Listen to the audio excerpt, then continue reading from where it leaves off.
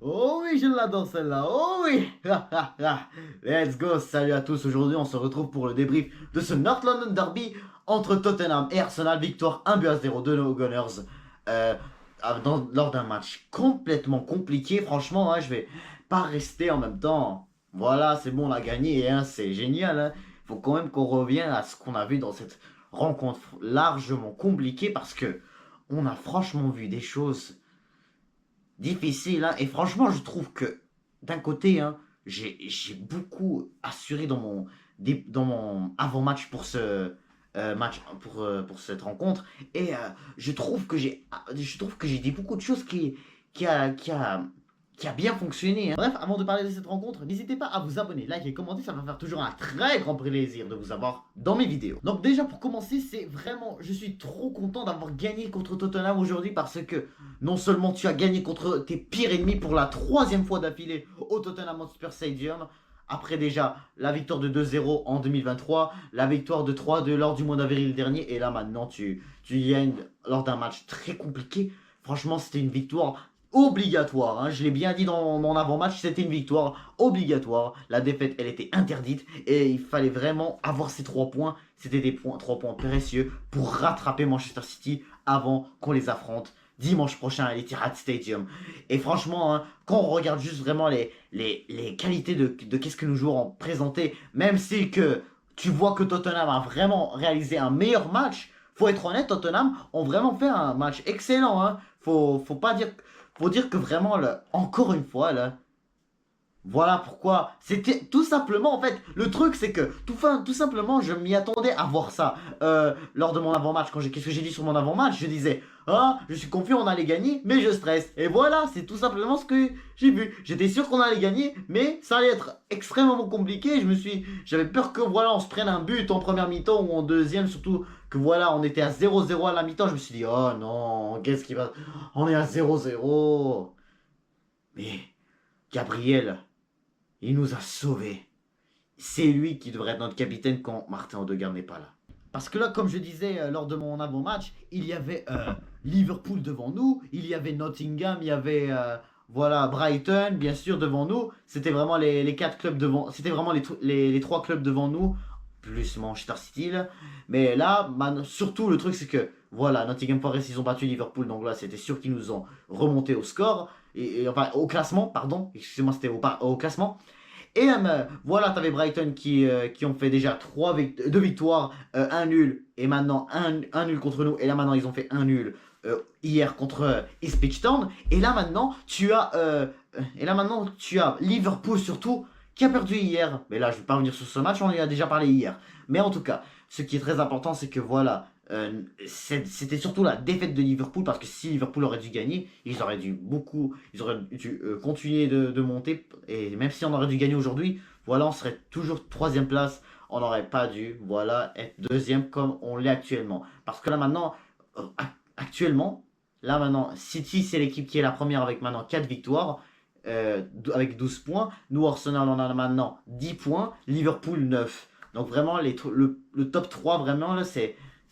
Ça se voit que ça se débute maintenant, hein, parce que là, je suis sûr que d'un côté, tu auras une équipe de Liverpool qui va vraiment vouloir se répondre quand ils vont affronter Bournemouth week-end prochain, surtout après leur énorme clash face à l'AC Milan en Ligue des Champions. J'en parlerai demain lors de mon avant-match, avant cette rencontre. Mais surtout, ce qui est très important sur cette victoire, c'est que surtout, tu mets la pression sur Manchester City. Et surtout, quand tu fais un match comme ça, là, où est-ce que tu as vraiment assuré en défense? Parce que la défense aujourd'hui, je l'ai trouvé exceptionnelle. Sans parler de David Raya, parce que David Raya, il a été génial encore une fois. Mais c'est qui ce gardien? Son début de saison est magique. Mais c'est parti, c'est bon, on va parler de lui maintenant. C'est parti, on va commencer par déjà parler de l'équipe. Parce que franchement, je peux dire que je suis trop content de la performance de David Raya. Encore une fois, il nous a réalisé des arrêts de malade. Encore une fois, il nous a gardé dans le match. Encore une fois, la défense, elle a été exceptionnelle. Elle a vraiment pu suivre la job et ils n'ont pas pu faire l'erreur de comme on a fait face à Brighton. Ça veut dire, voilà, défendre. Ça veut dire, voilà, faire attention parce que Gabriel qui a marqué aujourd'hui, tellement je l'avais critiqué après l'erreur qu'il a fait face à João Pedro.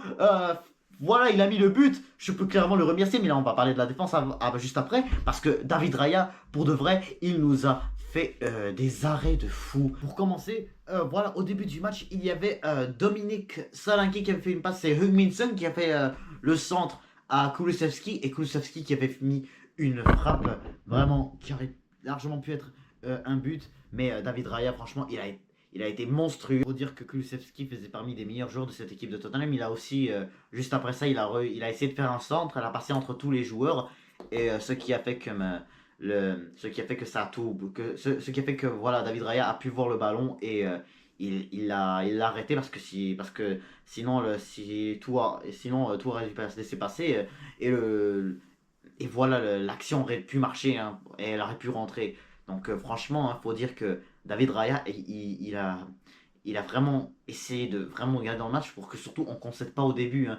Parce que si on concède au début, là, ça peut être catastrophe, ça peut être difficile de revenir dans le match, surtout que Tottenham, au final, ils nous ont mis dans la douleur, hein, aujourd'hui. À chaque fois que Tottenham a essayé de faire des tirs, David Raya était vraiment présent pour essayer de arrêter le tir, sinon voilà, c'était Tottenham sinon c'était Tottenham tout simplement qui les tirait mal, qui tirait voilà, un peu trop dans les airs. Mais David Raya, faut dire que aujourd'hui c'était concentration maximale. Franchement, bravo à lui. Il nous fait vraiment une début de saison magnifique. Je pense que toujours l'arrêt face à Villa reste toujours le meilleur arrêt qu'il a pu nous proposer ce début de saison. Mais en général, tous les matchs de la saison, David Raya a pu réaliser des arrêts stratosphériques. Ensuite, la défense au complet, elle a été extraordinaire. En commençant d'abord par Gabriel. Gabriel, lui qui nous a mis le but. Comme j'ai dit au début, je l'avais critiqué lors du match face à Brighton, après avoir fait cette erreur qu'il aurait vraiment pas dû faire. Mais faut dire que faut dire que aussi, voilà, après ce but de Brighton, il nous a sauvé le match avec tous les tirs que Brighton a eu. On aurait pu perdre, voilà, s'il serait pas là, on aurait pu se faire manger. Exactement ce qui aurait pu s'arriver aujourd'hui. Parce que aujourd'hui, Tottenham, ils ont eu vraiment des occasions incroyables pour marquer, là. Tout ça, c'était des occasions que David Raya n'a même pas rien fait pour essayer d'arrêter. Au final, c'est Gabriel qui a été tout là, et Saliba aussi. Faut dire que Saliba et Gabriel aujourd'hui, ça a été masterclass. La défense centrale, vraiment, à chaque fois que Tottenham, vraiment, ils étaient dans l'axe et ils voulaient tirer. Là, par contre, vraiment, la défense a été stratosphérique. Vraiment, rien à laisser passer. Toujours quand Tottenham voulait essayer de tirer, voilà, et Gabriel n'a même pas osé laisser tirer. Et là, quand je regarde tous les supporters de Tottenham qui se disaient, ah, fallait que ces joueurs-là qui tiraient lorsqu'ils étaient dans l'axe, et bah voilà, Gabriel, pour de vrai, il a été vraiment monstrueux pour juste que rien passe. Et Saliba, faut dire la même chose, hein. Saliba, lui aussi, il a été vraiment monstrueux dans la défense. Lui, je trouvais un peu moins fort que Gabriel, mais ça va, c'était lui aussi. Il a fait réaliser un bon match, contrairement à ce qu'il a pu proposer avec l'équipe de France lors de cette trêve internationale.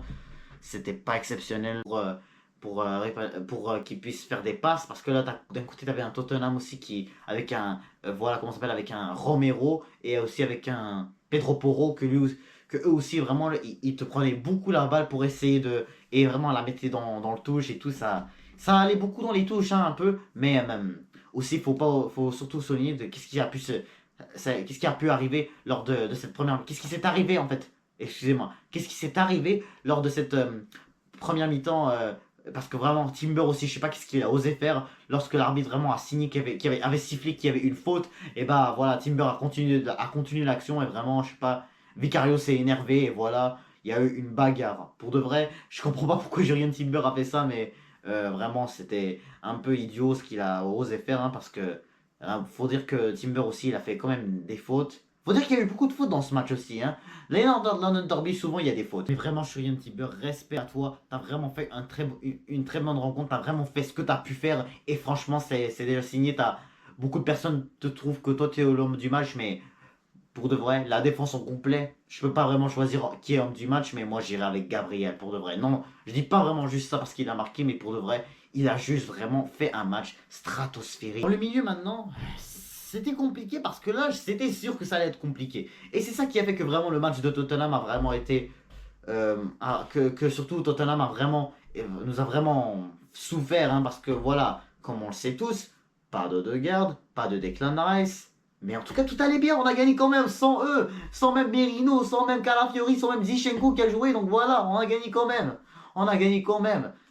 Sans nos meilleurs joueurs, sans l'un de nos meilleurs joueurs, Odegaard, Rice, surtout ces deux-là, là, c'était le joueur clé qu'il nous fallait aujourd'hui. Et malheureusement, on les a pas eu, mais on a gagné quand même. Mais en tout cas, pour revenir maintenant au milieu de terrain, Jorginho, vraiment pas exceptionnel. Trossard, non plus. Trossard, faut dire que offensivement, ça allait, mais en tout cas défensivement, il a fait vraiment une erreur grave qui aurait vraiment pu coûter cher, lui aussi. Hein. Je dis que vraiment, il faut surtout, vraiment, non, c'est pas non seulement il a été titulaire, mais surtout, pourquoi, surtout, il a joué milieu. Vraiment, je pense qu'il fallait pas qu'il joue milieu, il fallait vraiment qu'on fasse un 4-2-3-1 qu'on fasse un 4-2-3-1, oui, voilà, comme j'ai dit dans ma vidéo avant match. Je pense que ça aurait mieux pu fonctionner, mais déjà juste ça a vraiment fait que le match a bien pu se dérouler pour notre défense en tout cas là, parce que faut dire qu'après le but de Gabriel, hein, j'ai oublié de mentionner, faut dire qu'après le but de Gabriel, Tottenham avait, c'était pas mal que Tottenham qui avait le ballon, donc vraiment on voulait juste défendre au moins le temps que vraiment on finisse ce match et là Declan Rice revient là. Mais bref, ça reste que d'un côté, tu avais vraiment un Declan Rice, un Gabriel qui a vraiment fait un match stratosphérique comme toute la défense en général. Je peux juste être fier de qu'est-ce qu'il. La meilleure chose que je trouve que Trossard a vraiment bien fait, c'est que c'était vraiment je pense que c'était notre premier corner du match. Faut dire que Saka a vraiment fait une passe extraordinaire et Trossard a essayé de faire une volée et voilà, la volée, voilà, elle a été arrêtée vite par Romero, je crois, ou Johnson, je ne sais plus, mais faut dire que pour moi c'était le meilleur tir que Trossard a pu faire aujourd'hui, la meilleure chose que Trossard a pu réaliser aujourd'hui, parce que sinon là c'était en même temps difficile, mais en même temps là, faut aussi qu'on parle parce que ouais voilà, Partey aussi, faut mentionner Partey, il a vraiment fait un superbe match. Son début de saison a été extraordinaire, j'ai rien à dire. Partey, il s'est vraiment battu pour récupérer les ballons. Il a vraiment bien couru après Minson lui aussi. Il a vraiment bien couru après Johnson surtout. Donc faut dire que Partey il a bien réalisé son match aussi. C'était surtout vraiment surtout le problème, c'était vraiment l'absence de Odegaard et de Rice. Parce que vraiment, si ces deux auraient dû être là, je pense que Arsenal aurait dû faire mieux en tout cas. Je pense qu'Arsenal on aurait pu vraiment être plus fort offensivement. On aurait dû plus se créer des occasions vraiment et aussi vraiment et aussi vraiment essayer de mieux gérer notre match pour que vraiment on n'ait aucune chance de se faire prendre un but en ayant bien sûr Declan Rice. Parce que pour de vrai, qu'on n'avait pas. Parce que pour de vrai, là, je me souviens du match du North London Derby de l'année dernière, lorsqu'on avait tous nos joueurs. Faut dire que le match qu'on a réalisé, faut dire que c'était difficile un peu parce que voilà, on a commis deux erreurs qui a pu donner des buts à Tottenham. Mais faut dire que même à ça, en première mi-temps, là, on a bien fait notre première mi-temps en marquant trois buts. Et je peux dire que aussi, hein, faut dire que vraiment, là, quand on a Odegaard qui est là, surtout, là, je le disais beaucoup, il mène l'attaque. À chaque fois qu'il a le ballon, il avance avec le ballon, voilà, et surtout, là, il court vite, il fait des passes incroyables. Je peux rien dire sur ce joueur-là, mais c'est vraiment dommage juste qu'on l'aura pas pendant au moins 3 semaines. Et finalement, je me suis trompé dans mon avant-match, j'ai dit que Jorginho ne jouera pas parce que voilà, Jorginho n'avait toujours pas joué en première ligue avant aujourd'hui, et voilà, il a joué, pourtant il a joué aujourd'hui tout le match. Alors là, je peux dire que Jorginho, c'était pas lui non plus exceptionnel, contrairement à comme Trossard, voilà, Jorginho, c'était un petit peu difficile, il perdait largement les ballons lui aussi. C'était dur de faire des passes, c'était dur de faire des centres aussi. C'était dur aussi d'être physique. Il était un peu faible aussi, donc je peux dire que. Donc je peux pas vraiment mentionner que Jorginho a vraiment bien fait son match. C'est sûr que lui aussi, il faut qu'on lui donne un peu de chance. C'est sûr que vraiment, il faut qu'on le teste parce que vraiment, tous ces joueurs que je suis là en train de critiquer qui a joué aujourd'hui, là, faudrait quand même qu'on les voit, en tout cas au match face à Bolton. Parce que oui, Bolton, je suis certain qu'on va pouvoir les éliminer, hein, c'est sûr. Je me vois vraiment qualifier, qu'on va se qualifier au huitième de finale de Carabao Cup. Mais, euh, mais je pense vraiment là, qu'on devrait tester au moins quelques-uns là, pour qu'on puisse au moins garder nos joueurs, en tout cas garder nos vrais joueurs, surtout pour pas qu'ils se blessent, en tout cas comme ce qui s'est arrivé à Odegaard. Et pour finir avec l'attaque, donc je peux dire que Martinelli, ça a été pour moi encore une fois décevant. Faut dire que Martinelli avait vraiment une magnifique occasion pour mener au score en première mi-temps. Je vais essayer de vous la montrer. Elle est ici. Donc regardez qu'est-ce qu'il a pu faire. Vraiment, Martinelli, il était devant les buts. Vraiment, il pouvait largement la mettre en lucarne, juste, je sais pas où juste, mais juste, il devait juste nous cadrer ce tir et vraiment surtout tirer plus fort que ça. Vraiment, Vicario aurait aucune chance de l'avoir. Mais pour de vrai, ce tir là, c'était quoi cette frappe catastrophique? Normalement, si ça aurait été Saka, là, il aurait pu juste vraiment mettre boum. Si ça aurait été de son côté, il aurait fait boum dans les buts. Comme il a fait face à Wolverhampton. Et là, maintenant, parlons de notre Bukayo Saka. Bukayo Saka, qui a maintenant réalisé son 5e assist de la saison, son 5e passe décisive. C'était sur le corner pour Gabriel. Alors, Bukayo Saka, franchement, là, il réalise lui aussi un très bon début de saison. Heureusement que lui, au moins, il n'est pas blessé comme Odegaard. Heureusement, au moins lui, il est toujours là en forme. Il a réalisé une bonne trêve avec l'Angleterre. Et là maintenant, il revient avec les Gunners. Et vraiment, il fait un meilleur début de saison. C'est lui, en tout cas, c'est toujours lui qui a vraiment le plus d'assists dans la saison. Donc, franchement, je suis trop content pour notre Bukayo Saka qui a qui est vraiment notre star boy. Je comprends pourquoi les gens disent star boy. Vraiment, Bukayo Saka, Masha'Allah, vraiment c'est un attaquant, c'est vraiment une personne que je respecte et qui reste titulaire et Inch'Allah, juste qu'il se blesse pas pendant vraiment les grosses rencontres. Surtout les grosses rencontres qu'on aura en Ligue des Champions et tout. Vraiment, c'est un jour juste important qu'il nous faut. Et pour finir, il faut qu'on parle de Havertz aussi. Parce que Havertz, faut dire que c'était pas très mauvais, il était à ça de presque gagner toutes ses duels, mais au final il y avait un Mickey Van de Ven qui était stratosphérique lui aussi, du côté de Tottenham, c'était vraiment un extrême, il était aussi lui aussi un très beau défenseur. Ça me rappelle, c'était vraiment la même chose lors du dernier North London Derby au mois d'avril dernier. Vraiment, à chaque fois que Havertz avait des duels, vraiment, Mickey Van de Ven, vraiment, il arrivait à les arrêter. Mais au final, c'était pas toujours le cas cette année-là. Les duels, Havertz, il les avait presque eu. Mais au final, lui aussi, il a eu quand même des fautes. Il avait vraiment un bon physique aujourd'hui, Havertz. Et je peux vraiment le féliciter pour le match que lui aussi, il a réalisé. C'était vraiment bien de sa part. Et puis, maintenant, parlons des remplaçants, parce que là, j'ai vu vraiment des choses intéressantes de la part des remplaçants. Gabriel Jesus, alors lui, il a vraiment réalisé une très bonne contre-attaque en deuxième mi-temps lorsqu'il avait vraiment le ballon. C'était, je crois, en fin de match. Vraiment, il a réalisé une bonne contre-attaque, mais le ballon, il l'avait juste perdu. Et là, c'est redevenu une contre-attaque de Tottenham parce que vraiment, à la fin, le Tottenham, ils avaient beaucoup de contre-attaques. Et faut vraiment ils avaient vraiment surtout beaucoup d'occasions pour faire une égalité. Alors vraiment, ça, par contre, c'était vraiment stressant cette fin de match parce que vraiment, toujours, quand on regarde vraiment les fins de match face aux grands clubs de Première Ligue, toujours, je déteste regarder ça. Ça fait toujours peur, je stresse tout le temps. Vraiment, j'ai toujours vraiment cette, cette peur vraiment comme si vraiment ils disent en Angleterre, on bottle le match, hein, ou vraiment c'est toujours ça que j'ai peur à chaque fois que je regarde Arsenal face au grand club. Mais par contre, j'ai trouvé que Raheem Sterling a fait quand même une rentrée intéressante, hein. Oui, je sais que vraiment, il n'a pas, lui non plus, il n'a pas eu beaucoup la balle, mais en tout cas, il a réalisé quand même une attaque intéressante. Juste dommage, là, à la fin du match, je crois, il avait vraiment une bonne occasion de mettre le deuxième, mais vraiment, malheureusement, il n'a pas pu. De toute manière, c'était la gauche, hein. Normalement, il tire pas avec sa gauche, d'habitude, il tire souvent avec sa droite pour marquer des buts. Mais je peux pas vraiment dire que Sterling c'est mauvais. Il faut qu'on le teste encore. Je suis sûr que Arteta le mettrait titulaire quand on va affronter Bolton. Pas cette semaine, mais la semaine prochaine. Je crois qu'on va après le match face à City, on va vraiment, on va vraiment. Je pense qu'on va faire un petit peu de changement. J'espère pas beaucoup parce que j'aimerais quand même qu'on se qualifie et que surtout on fasse une très bonne Carabao Cup et que Inch'Allah même on puisse la remporter. Mais même Sterling, je suis sûr qu'il pourrait devenir un très bon joueur pour les Gunners. Surtout que vraiment, il a été décevant du côté de Chelsea. Enfin, pas toujours, mais Sterling, il n'était vraiment pas exceptionnel avec Chelsea. Même chose avec City, des fois, c'était sûrement les ratés qu'il avait surtout. Ouais, mais faut qu'on lui donne la chance, hein.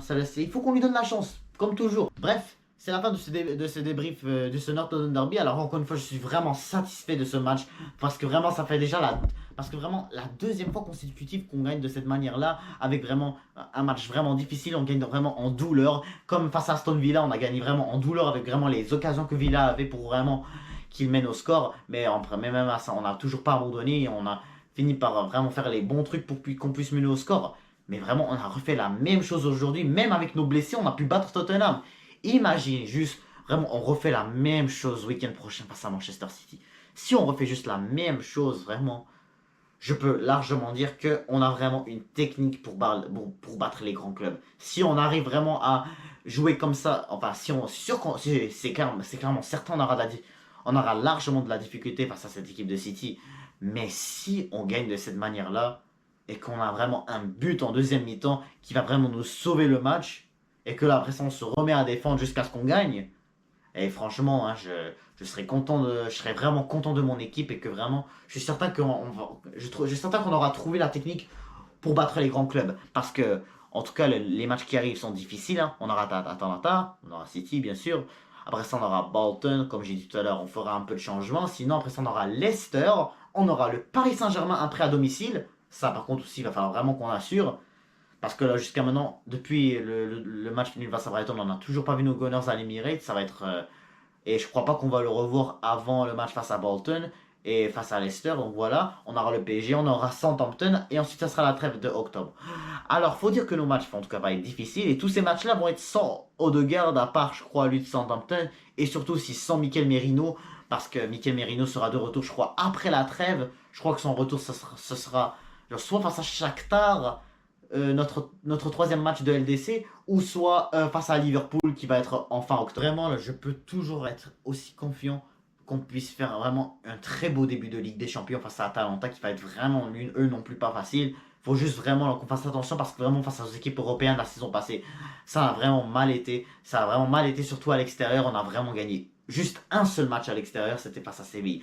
Donc vraiment, j'espère qu'on s'améliorera beaucoup plus et qu'on puisse vraiment l'emporter face au champion d'Europe qui va être l'Atalanta. Donc, mais en tout cas, c'est sûr que l'avant-match, je la ferai. Bientôt, je pense que ça va être mercredi soir que je vais le faire. Parce on va jouer jeudi face à l'Atalanta en Italie. Ça va être à Bergame on va se déplacer pour notre premier match.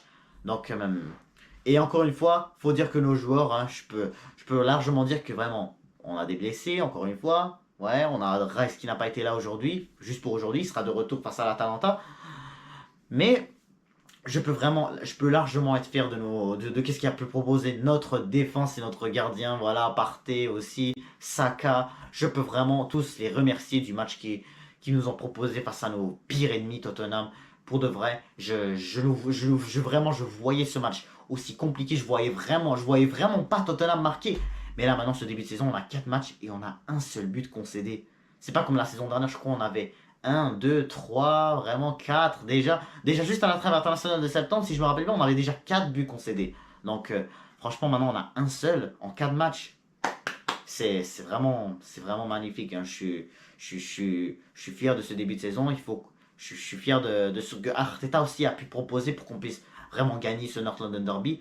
Donc vraiment, je suis certain qu'il va pouvoir refaire la même chose face à l'Etihad Stadium, qui va être vraiment un match difficile. Ça va être vraiment notre match le plus compliqué de la saison. Donc, faut largement être prêt pour affronter les hommes de Pep Guardiola. Donc, on se retrouve demain pour parler des matchs de Ligue des Champions qu'on va pouvoir voir cette semaine, qu'on va pouvoir regarder cette semaine et qu'on va pouvoir débriefer, bien sûr, à chaque soir parce que ça va commencer ce mardi. Donc je suis super excité parce que demain on va parler surtout des avant-matchs comme exemple l'AC Milan Liverpool, City Inter, puis bien sûr Atalanta Arsenal. C'est vraiment les trois matchs que j'ai vraiment hâte de regarder cette semaine. Donc vraiment, on se retrouve demain pour parler surtout de AC Milan Liverpool qu'on va pouvoir faire l'avant-match demain soir. Donc sur ce, n'hésitez pas à vous abonner, liker, commenter et je vous dis à toutes.